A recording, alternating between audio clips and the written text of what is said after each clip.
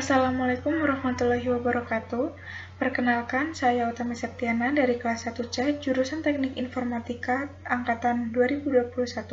Pada video ini, saya akan menganalisa penjadwalan proses menggunakan algoritma round-robin. Video ini dibuat untuk memenuhi tugas sistem operasi yang diampu oleh Bapak Lutfi Safirullah, STMKOM.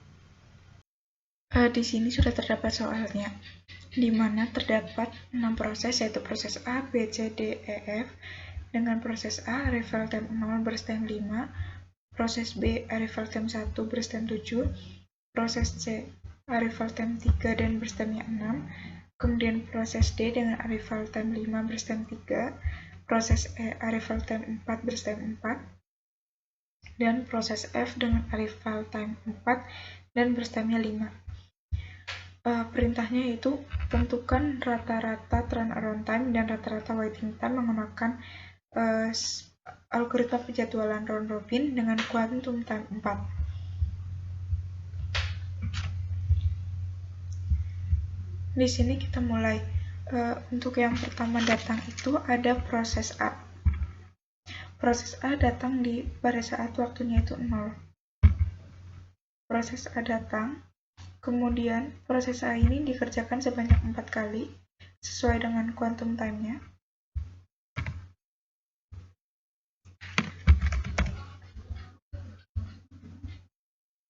Kemudian, kita cek selama proses A berjalan, apakah ada proses yang masuk.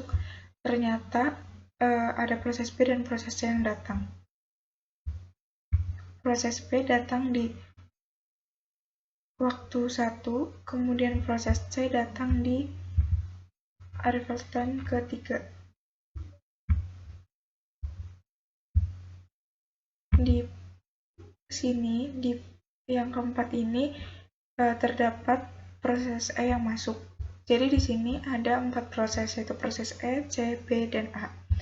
Proses A yang tadi berstemnya 5, karena sudah berjalan, maka berstemnya tinggal tersisa 1. Kemudian kita menentukan prioritas dari keempat proses ini, proses manakah yang akan dikerjakan terlebih dahulu, yaitu proses B, dikarenakan proses B datang terlebih dahulu setelah proses A. Proses B dikerjakan sebanyak 4. Selama proses B berjalan, apakah ada proses yang masuk? Di sini, di waktu yang kelima ini ada proses D datang, kemudian di yang ke-8 juga ada proses F yang datang.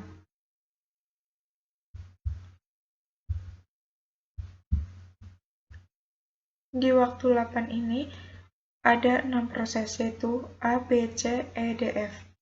Kemudian kita tentukan prioritasnya. Karena proses C yang datang terlebih dahulu setelah proses B, maka kita mengerjakan proses C terlebih dahulu sebanyak 4.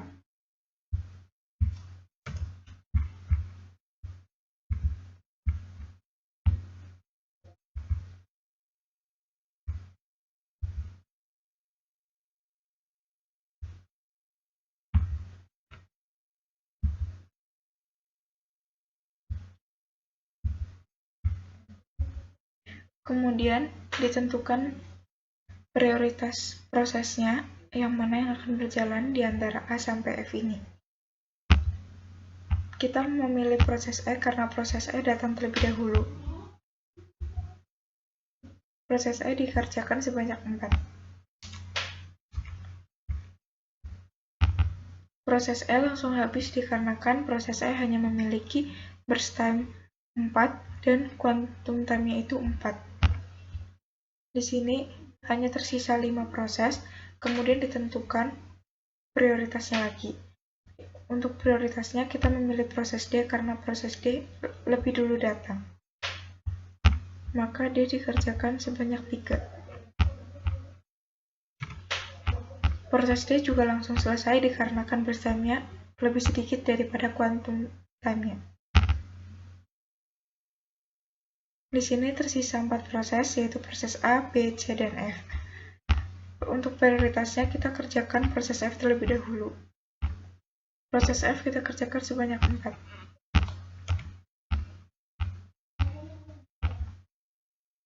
Di sini kita mempunyai 4 proses, yaitu F dengan baris time 1, C dengan baris time 2, B dengan baris time 3, dan A baris time 1. Selanjutnya kita menentukan prioritasnya lagi, yaitu proses A. Dikarenakan proses A ini adalah proses yang pertama datang, sehingga proses A dikerjakan terlebih dahulu. Proses A selesai, maka di waktu 24 ini tersisa 3 proses, yaitu proses B, proses C, dan proses F. Tentukan prioritasnya lagi, yaitu proses B dikarenakan B datang terlebih dahulu.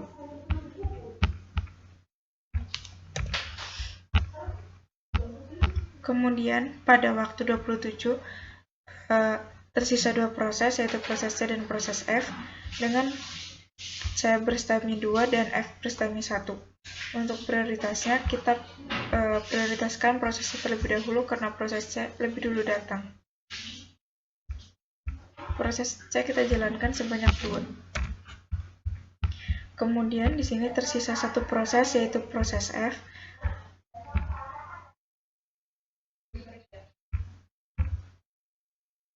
Maka di sini yang dijalankan yaitu proses F.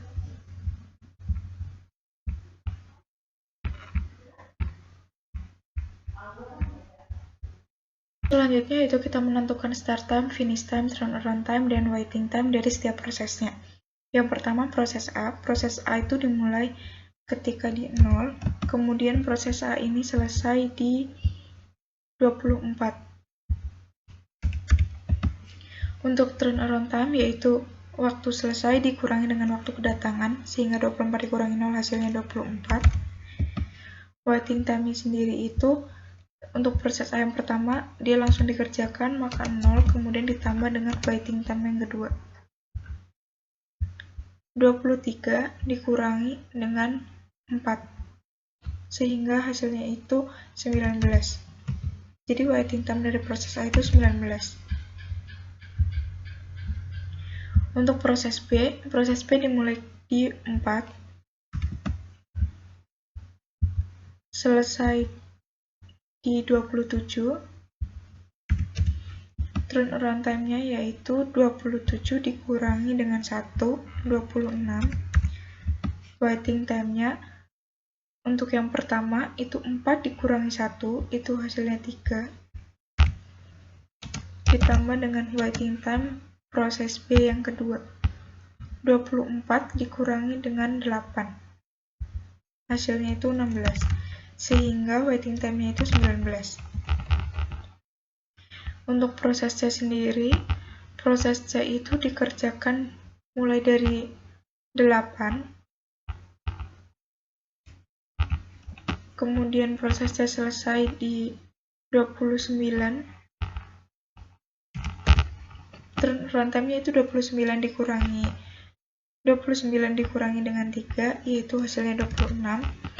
Untuk waiting time dari proses C datang di 3, dimulai di 8, berarti waiting time yang pertama itu 5. Untuk waiting time yang kedua itu 27 dikurangi dengan 12, hasilnya 15. Sehingga waiting time dari proses C itu 20. Kemudian selanjutnya ada proses D. Proses D ini dimulai di 16,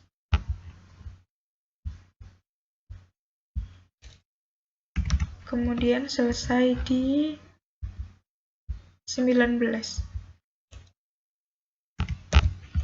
Turnaround time-nya itu 19 dikurangi 5, 14. Untuk waiting time-nya, proses D ini dijalankan 1 kali, maka untuk waiting time-nya kita menggunakan waiting time yang pertama. Proses D datang di 5, dikerjakan di 16, sehingga 16 dikurangi 5, hasilnya itu 11. Selanjutnya ada proses E. Proses E itu dimulai di 12, selesainya di 16. Untuk turnaround time-nya itu 16 dikurangi dengan 4, 12. Waiting time-nya itu proses E dikerjakan 1 kali karena dia langsung selesai, maka waiting time-nya hanya 1 kali. Yaitu E datang di 4, kemudian dikerjakan di 12, maka 12 dikurangi 4, hasilnya itu 8. Untuk proses F ini dimulai di 19, kemudian selesai di 30. Turnaround time-nya itu 30 dikurangi 8, hasilnya 22. Kemudian waiting time-nya. Proses F dikerjakan 2 kali. Untuk yang pertama itu 19 dikurangi dengan waktu kedatangannya. 19 dikurangi 8 itu hasilnya 11. Kemudian ditambah dengan proses yang kedua. 29 dikurangi 23 itu hasilnya 6, sehingga waiting time-nya itu 17.